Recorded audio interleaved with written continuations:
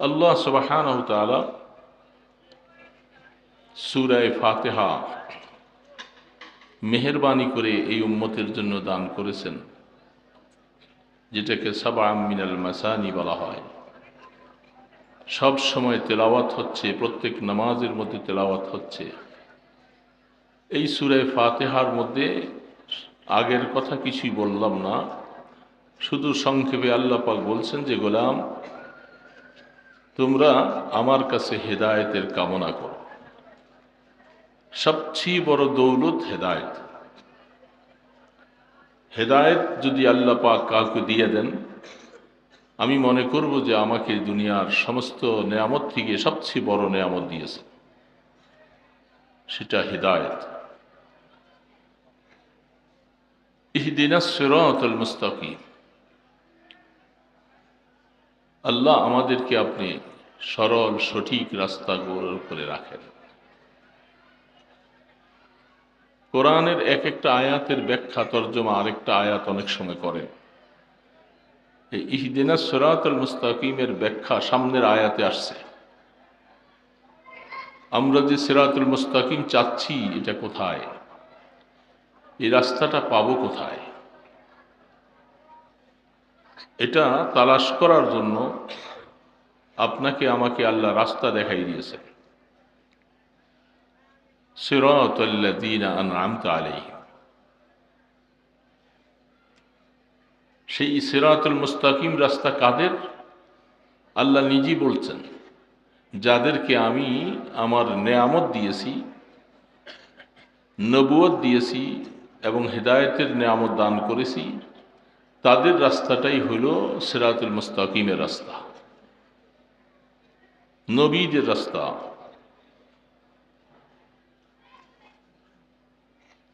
নবীদের রাস্তা বোঝার জন্য যুগে যুগে নবী আসছেন, আর আমাদের নবী সর্বশেষ নবী, সর্বশ্রেষ্ঠ নবী, যার পরে আর কোনো নবী আসবেন না। এই আকীদা বিশ্বাস আছে তো আমাদের সকলের? কোনো সন্দেহ? আমাদের নবী সর্বশ্রেষ্ঠ, কোনো সন্দেহ নাই। সর্বশেষ নবী, খাতামুন নবিয়্যিন।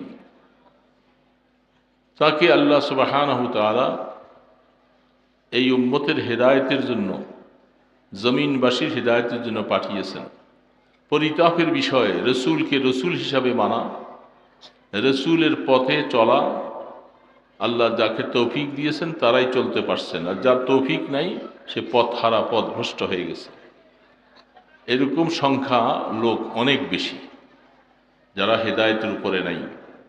মানুষ হিসাবে তারা পৃথিবীতে আছে, কিন্তু হেদায়েতের উপরে নাই তারা। সিরাতাল্লাযীনা আনআমতা আলাইহিম। যাদেরকে আল্লাহ পাক আপনি নবুয়ত দিয়েছেন, সবচেয়ে বড় নেয়ামত দিয়েছেন, তাদের পথটা আমাদেরকে দেন। বিশেষ করে সামনে দুইটা আয়াতের মধ্যে আল্লাহ আমাদেরকে জানিয়েছেন, গায়রিল মাগদুবি আলাইহিম ওয়ালাদ-দাল। খবরদার, আল্লাহ পাকের কাছে এই দুইটা দল থেকে তোমরা দূরে সরে থাকবা। একটা মাগদুব আলাইহিম আর একটা দাল্লিন। একটা সম্প্রদায়কে বলছেন তারা ইহুদি, আরেকটা সম্প্রদায় হলো নাসারা।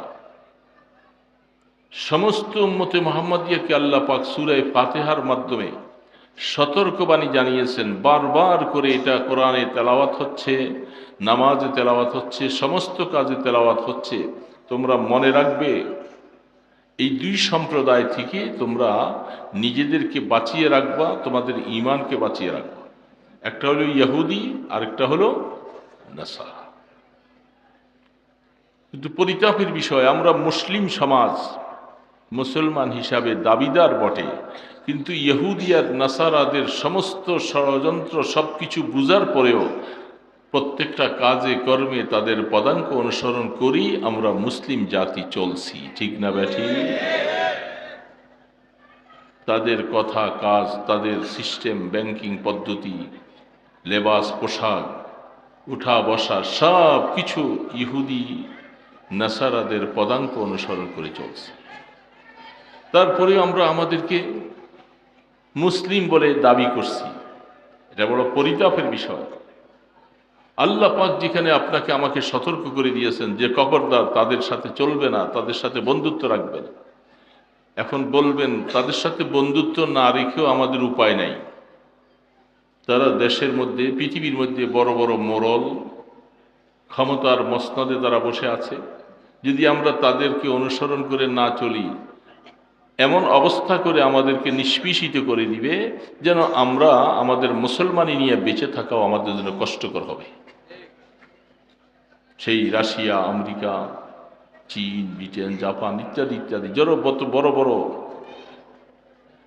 শুধু একটা কথা বুঝার বিষয়, মুসলমানকে আল্লাহ পাক বলেন যে তোমাদেরকে আমি ইহুদি নাসারাদের মতো অত শক্তি এখন দেই নাই, কিন্তু মনে হয় যে তাদের মোকাবেলা করার মতো একটা ঈমানি শক্তি আমি তোমাদেরকে দিয়েছি, যে শক্তিটা কাফেরদের কাছে নাই, ইহুদিদের কাছে নাই।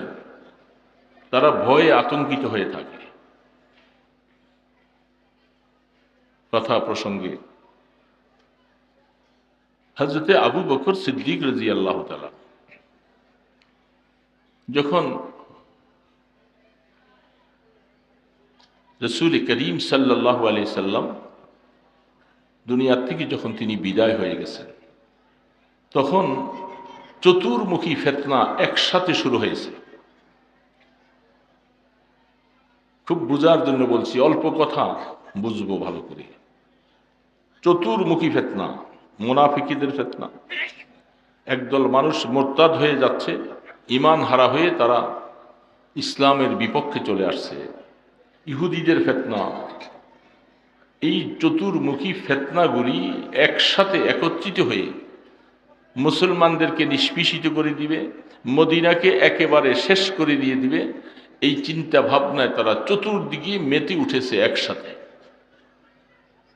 ব্যাপারটা যেমনটা আজকে আমাদের দেশটা নতুন করে স্বাধীন হওয়ার পরে আমাদের দেশে যেরকমভাবে চতুর্মুখী ফিতনা এখন একসাথে সব মাথা চাড়া দিয়ে উঠেছে, কিভাবে আমাদের এই স্বাধীনতাটাকে বিনষ্ট করা যায়। যারা এই দেশ থেকে পালিয়ে চলে গেছে তাদের দোসররা মাঝে মধ্যে আইনজীবীদের মাধ্যমে, ভার্সিটি কলেজের ছাত্রদের মাধ্যমে, অটো রিকশার মাধ্যমে, গার্মেন্টস ফ্যাক্টরির মাধ্যমে, সর্বশেষ ইসকনের মাধ্যমে, বিভিন্ন মাধ্যমে আমাদেরকে চতুর্মুখী ফিতনা নিয়ে তারা আমাদের মুখোমুখি হচ্ছে আমাদের এই স্বাধীনতাটাকে নষ্ট করার জন্য। ইদানিং ইসকন যে কাজটা করেছে এটা বড় আফসোসের বিষয় এবং চিন্তার বিষয়। যারা মাঝে মধ্যেই কথা বলে এবং বিভিন্ন মাঝে মধ্যে না, তাদের কথা হলো আমরা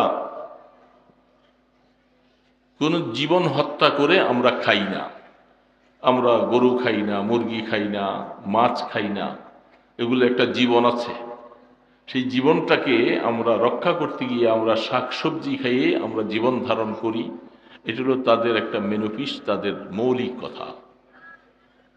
যে সাইফুল ইসলাম নামে যে লোকটাকে হত্যা করে ফেললো, টুকরা টুকরা করে এইভাবে করে আঘাত করে মারলো, তার কি একটা জীবন নাই? এই জীবনটা কি করে মারলো তারা? তাতে বোঝা যাচ্ছে ওইটা আসলে তাদের একটা লেভেল। তারা মানুষকে ধোঁকা দেওয়ার জন্যই তারা এই সমস্ত কাজগুলি কথা বলে। আমরা জীব হত্যা করি না, আমরা মানব হত্যা, আমরা মানব সেবা করতেছি, অথচ জীব হত্যাকারী হিসাবে তোমরা ওই লোকটাকে এইভাবে করে শহীদ করে দিলা। তাতে বোঝা যাচ্ছে যে আসলে তোমরা এই কথাটা বাজে কথা বলতেছো, তোমরা আসলে একটা সন্ত্রাসী দল। তোমরা এই দেশটাকে অশান্তি করার জন্য চেষ্টা করছো। কঠিনতম একটা সময় আমাদের মধ্যে এখন অতিবাহিত হচ্ছে। মুসলিম জাতি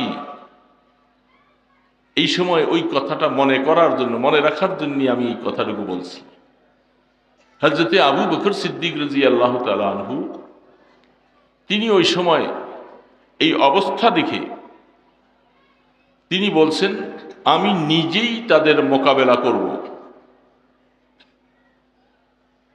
তিনি বলতেছেন, আনা আখরুজু ওয়াহদান, আমি একাই তাদের মোকাবেলা করব। সেখানে ওমর, আলী, ওসমান, যত বড় বড় সাহাবাই কেরাম আছেন সকলেই মজলিসে বসা। সকলের কথা একটা, যে হুজুর এখন খলিফাতুল মুসলিমিন, দেশের পরিস্থিতিটা ভালো নয়, চতুর্মুখী ফিতনা, এখন তাদের মোকাবেলা করতে গেলে এক দলের মোকাবেলা করলে আরেক দল তাদের বিরোধিতা করবে, আরেক দল তাদের সাথে যোগসাজগ করবে, সম্মিলিতভাবে তারা এইভাবে আক্রমণ করলে আমরা প্রতিহত করতে পারবো না। এই জন্য এই সময় চুপ থাকাটা ভালো। বড় বড় সাহাবাই কেরামদের সকলের কথা, ওমরে ফারুকের মতো মানুষ, হযরত আলী রাদিয়াল্লাহু তাআলা আনহুর মতো মানুষ যেখানে, সেখানে খালিদ বিন ওলীদ রাদিয়াল্লাহু তাআলা আনহুর মতো মানুষ, যে খালিদ বিন ওলীদ রাদিয়াল্লাহু তাআলা আনহুকে আল্লাহ পাক সাইফুল্লাহ বলে টাইফুল দিয়েছেন আল্লাহ রসুল, যার হাতে জঙ্গে মৌতায় 9টা 8টা তরবারি ভেঙে গেল, 9ম নম্বর তরবারির মাধ্যমে তিনি বিজয়ী লাভ করছেন। সেই খালিদ বিন ওলীদ তিনিও বলতেছে একই কথা।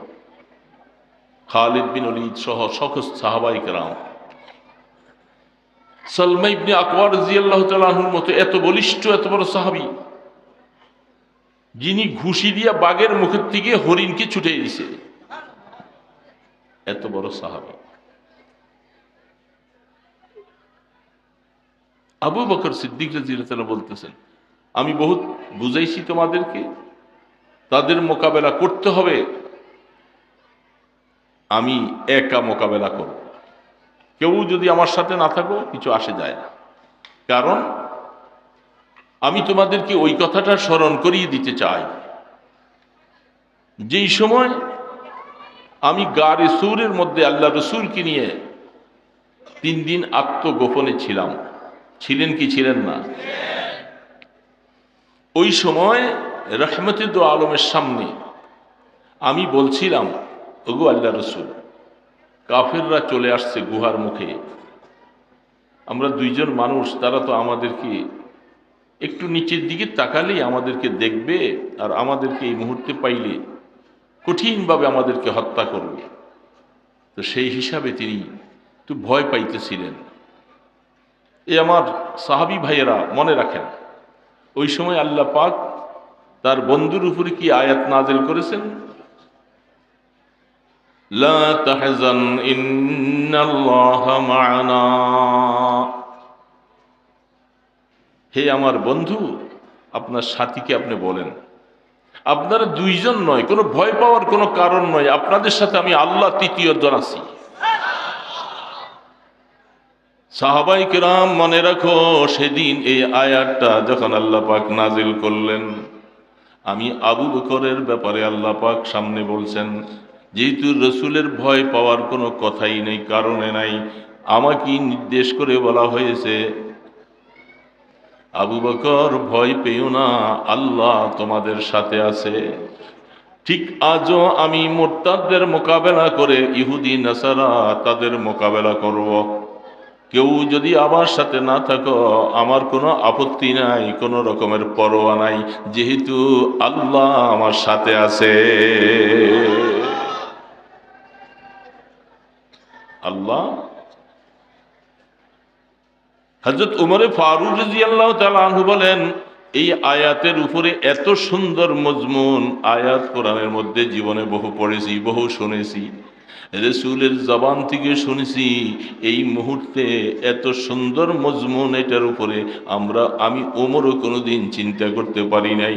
সব সাহাবায়ে কেরাম তাদের সিদ্ধান্তটাকে পরিহার করে তারা বলছে, আবু বকর বুঝে আসছে, কেউ না গেলে আপনি একাই তাদের মোকাবেলা করবেন, না না আমরা পিছনে থাকবো না, আমরা আপনার সাথী হইয়া এই সমস্ত মুরতাদ ইহুদি নাসারাদের মোকাবেলা করব।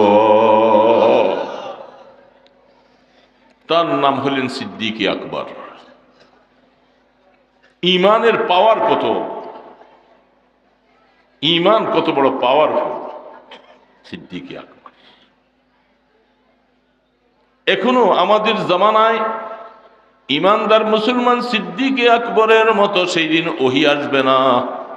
আমাদের সামনে এখন আমেরিকার শক্তি, রাশিয়ার শক্তি, সবচেয়ে বড় ভারতের শক্তি আমাদেরকে ঘায়েল করবে, আমাদের উপরে হুঙ্কার দেয়, আমাদের স্বাধীনতা নষ্ট করে ফেলবে, বিভিন্ন রকমের কথা তারা বলতে শুরু করেছে। আরে ইমানদার মুসলমান যদি ইমানটাকে মজবুত করে আল্লাহর জাতের উপরে ভরসা করে, নাই নাই আমাদের কাছে কিছু নাই, যদি হুঙ্কার দিয়ে লিল্লাহে তাকবীরের ধ্বনি দিয়া যদি সামনে দাঁড়িয়ে যেতে পারো, এই কাফের মুশরিক তারা কুকুরের মতো পালাইতে বাধ্য হবে।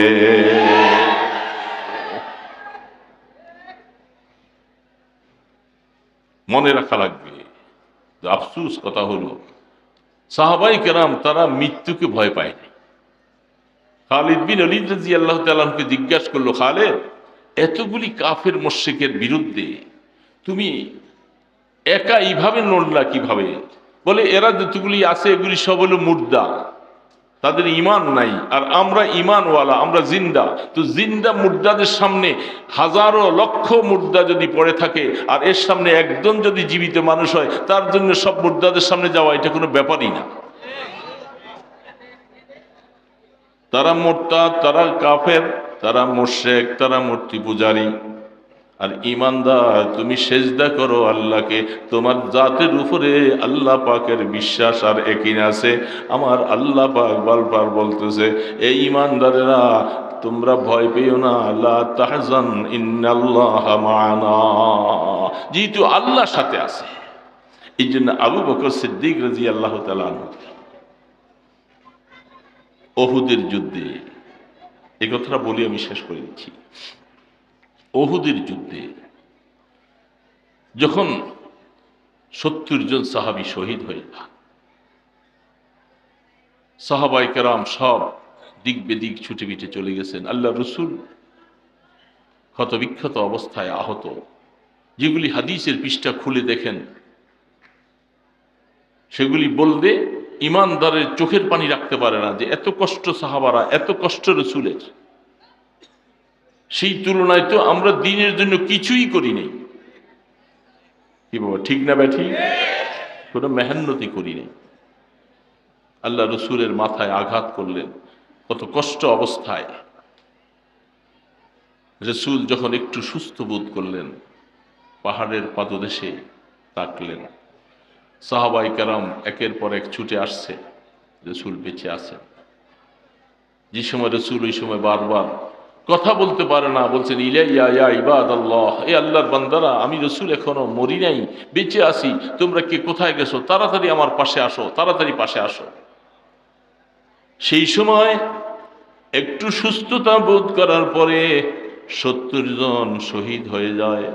আবু বকর সিদ্দিক রাদিয়াল্লাহু তাআলা আনহু আল্লাহর পয়গম্বরের এই অবস্থা দেখে নিজকে সহ্য করতে পারে না, কলিজাটা ফেটে যায়, চোখের পানি জার জার করে পড়তেছে। আবু বকর সিদ্দিক রাদিয়াল্লাহু তাআলা আনহু তিনি তরবারি নিয়া আল্লাহর পয়গম্বরের সামনে দাঁড়াইয়া মজবুতির সাথে বলতেছেন, আমি আবু বকর এই জীবন রাখতে চাই না, আমার রসুলকে যারা এইভাবে রক্তাক্ত করেছে, আমার ভাইদেরকে শহীদ করেছে, আমি আবু বকর তাদের মোকাবেলা যেয়ে আমিও শহীদ হয়ে যাব,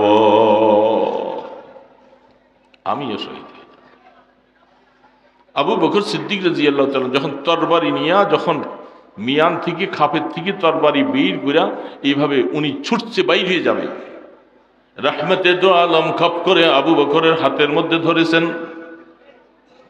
আবু বকর, শিম সাইফাক লা তুফজিনা বিনাফসিক, আল্লাহ রসুল বলতেছে, আবু বকর তরবারিটা খাপের মধ্যে ঢুকাইয়া দাও, তুমি আবু বকর জীবনটা এইভাবে বিসর্জন দিয়া আমাকে কষ্ট দিও না, তুমি যদি শহীদ হয়ে যাও আমি বরদাস্ত করতে পারবো না রে আবু বকর। আবু বকর তরবারিটা খাপের মধ্যে ঢুকাও। রসুল হাতে ধরে আবু বকরকে নিষেধ করেছেন, ক্ষান্ত হও আবু বকর। রসুল যখন আবু বকর হাতে ধরে ফেলছেন, আবু বকর ঠান্ডা হয়ে গেছে, ঠান্ডা হয়ে গেছে। রসুল আমাকে জেহাদে যেতে, শহীদ হতে আমাকে বারণ করছে।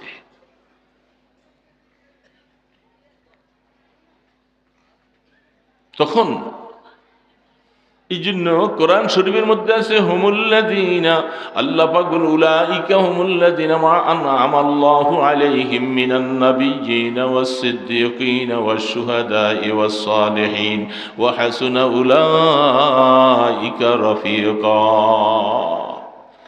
আল্লাহ পাক বলতেছেন যাদেরকে আমি নিয়ামত দিয়েছি তাদের পথ অনুসরণ করো, সেটাই সিরাতুল মুস্তাকিমের রাস্তা। এটাকে আরেক আয়াতের মধ্যে বলছেন কাদের সাথী হবে কিয়ামতের ময়দানে, মিনান নাবিয়্যিনা ওয়াস-সিদ্দীকিনা ওয়াশ-শুহাদা'i ওয়াস-সালিহিন। সেদিন যাদের সাথী হইবা তোমরা, এক নম্বর স্তর হলো নবীদের সাথী হবে, নবীদের সাথে হাসর হবে। দুই নম্বর হলো সিদ্দিকিনদের সাথে হাসর হবে। তিন নম্বরে শহীদানদের সাথে। চার নম্বরে নেককার আল্লাহওয়ালা বুজুর্গদের সাথে। এই চারটা স্তরের কথা আল্লাহ পাক বলে নেয়ামত কাদের উপরে দিয়েছে আনআমতা আলাইহিম, এই কথা বলে তার ব্যাখ্যা ওই আয়াতে বলছেন। তারা কারা? নেয়ামত যাদেরকে দিয়েছি, এক নম্বর স্তর হলো নবী, দুই নম্বরে সিদ্দিকিন, তিন নম্বরে শহীদ, চার নম্বরে সমস্ত নেককার আল্লাহওয়ালা বুজুর্গ। এই চারটা পথের যে কোনো একটা পথের মাধ্যমে চলবা, তুমি হেদায়েতের রাস্তা পেয়ে যাবে। সেইখানে একটা প্রশ্ন আসে, তাফসীরের মধ্যে লিখেছেন আল্লাহ পাক বলতে যায় আর নবীদের স্তর দিয়েছেন। নবীদের পরে আমরা জানি সরাসরি জান্নাতে যাওয়ার জন্য সবচেয়ে বড় রাস্তা হলো শহীদের রাস্তা। যদি বিনা হিসাবে জান্নাতে যাইতে হয়, সেই রাস্তাটার নাম, এরা কারা? শহীদ। যারা আল্লাহর দ্বীনের জন্য যারা শহীদ হয়ে গেছে, এরা সরাসরি জান্নাতে চলে যাবে। এখন প্রশ্ন একটা হয়ে যায়, তো শহীদের মাকাম তো অনেক বেশি, তো নবীদের পরে দুই নম্বর স্তরটা আল্লাহ পাক শহীদ না বলে দুই নম্বর স্তর রাখছেন সিদ্দিকের। দুই নম্বর স্তর কার রাখছে? এই সিদ্দিকের স্তর কেন দুই নম্বরে রাখলেন? তাতে বোঝা যাচ্ছে শহীদ থেকে সিদ্দিকের মাকাম বেশি। শহীদ থেকে সিদ্দিকের মাকাম বেশি। কারণ হলো যদি সিদ্দিকের মাকাম বেশি যদি না হবে, তাহলে আল্লাহ রসুল তার একজন এত বড় একজন ঘনিষ্ঠ সাহাবী, তাকে শহীদ হইতে রসুল বারণ করলেন। যেহেতু শহীদের মাকাম যদি বেশি হয়, তাহলে তাকে কেন জিহাদের ময়দানে যেয়ে যুদ্ধ করে শহীদ হয়ে যেতে রসুল বাধা দিলেন কেন? যেহেতু আফদল একটা কাজ, কেন? তো রসুল তার উম্মতকে বাধা দিতে পারেন না। তাহলে বোঝা যাচ্ছে সিদ্দিকের মাকাম হলো শহীদের থেকে আগে। যার কারণে কোরআনের মধ্যে আল্লাহ পাক বলছেন নবীর পরে স্তর হলো সিদ্দিকের মাকাম। তিনি আবু বকর সিদ্দিক রাদিয়াল্লাহু তাআলা, যিনি নিজের জীবনকে রসুলের জন্য বিসর্জন দিতে সামান্য চুল পরিমাণ দ্বিধাবোধ করে নাই। আবু বকর এটার তাফসীরে ব্যাখ্যায় লিখেছেন, এই জন্য অনেক সময় ধর্মীয় যুদ্ধ হোক, যে কোনো আন্দোলন, যে কোনো ব্যাপারে তোমরা বাতিলের মোকাবেলা, কাফের মুশরিকদের মোকাবেলা যখন যাবে, সমাজের মধ্যে যারা নেককার আল্লাহওয়ালা বুজুর্গ আছেন, এদেরকে প্রথম কাতারে দিবে না, এরা পিছনের কাতারে থাকবে, সামনের কাতারে তোমরা থাকবা। কারণ মানুষ একজন আলেম বহুদিন পর্যন্ত জীবনটাকে শেষ করে উম্মতের ফিকির করে করে হায়াত শেষ করছে, এরকম একটা মানুষ বানানো বহুত কষ্ট। আমার মতো আপনার মতো জীবন বহুত চলে যেতে পারে, ওরকম অলিপুরির মতো, এরকম মুফতি দেলোয়ার সাহেবের মতো এরকম আলেম বানাইতে বহুত কষ্ট। যার কারণে আন্দোলনের দ্বিতীয় কাতারে তারা থাকবে, প্রথম কাতারে আমরা থাকব।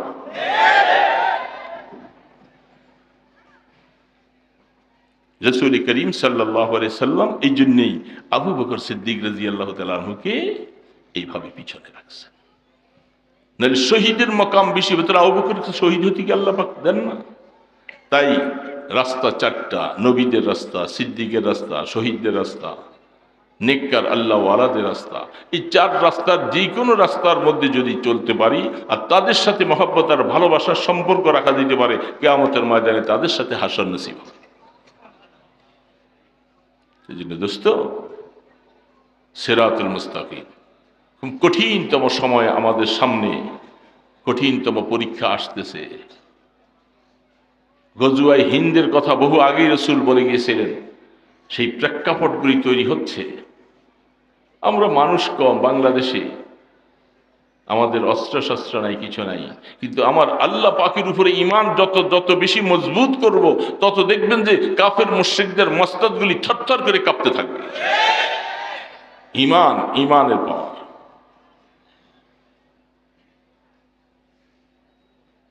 बातिल से दबने वाले ऐ आसमां नहीं हम 100 बार कर चुका है तू इम्तिहान हमारा।